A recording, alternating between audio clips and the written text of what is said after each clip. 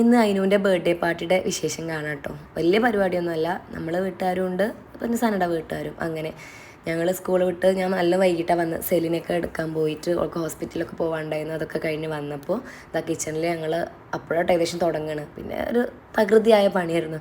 ബിരിയാണിയും ചിക്കൻ ചില്ലിയും പത്തിരിയും ഏൽപ്പിച്ചിട്ടുണ്ടായിരുന്നു, ചിക്കൻ കറിയൊക്കെ ആയിരുന്നു ഫുഡ്. അപ്പോൾ അതാ ഇച്ചുകൂട്ടരും എത്തിയിട്ടുണ്ട് കേട്ടോ.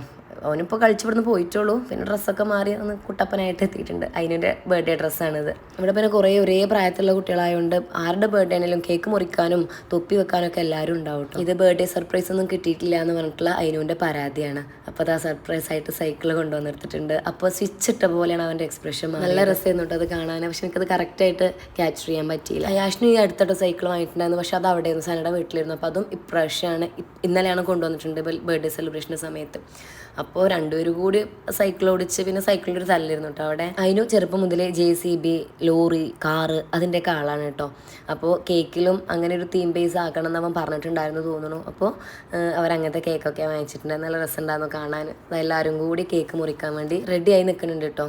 സത്യം പറഞ്ഞപ്പോൾ ഇതിൽ ആരുടെ ബർത്ത്ഡേ കാണുന്നവർക്ക് ഒരു ചെറിയ കൺഫ്യൂഷൻ ഉണ്ടാവും. 2 കേക്കും വൈറ്റ് ഫോറസ്റ്റ് ആയിരുന്നു കേട്ടോ. നല്ല ടേസ്റ്റ് ഉണ്ടായിരുന്നു. കോടതിപ്പടി ഒരു പുതിയ കടയിൽ നിന്ന് വാങ്ങിച്ചെന്നാണ് പറഞ്ഞത്. പക്ഷെ എനിക്ക് നല്ല ഇഷ്ടമായി. കുറേ കാലമായി ഞാൻ എത്ര ടേസ്റ്റുള്ള കേക്ക് കഴിച്ചിട്ട്. ജസ്റ്റ് നമ്മൾ കേക്ക് കട്ടിങ് അങ്ങ് തീർത്തുന്നുള്ളൂ. കുട്ടികൾക്ക് ചെറിയ പീസ് കൊടുത്തത് മാറ്റി വെച്ചു, അല്ലെങ്കിൽ അവരാരും ഫുഡ് കഴിക്കൂല. പിന്നെ ഇന്ന് രാത്രിക്കത്തെ ഫുഡ് കേക്കായിട്ട് മാറും.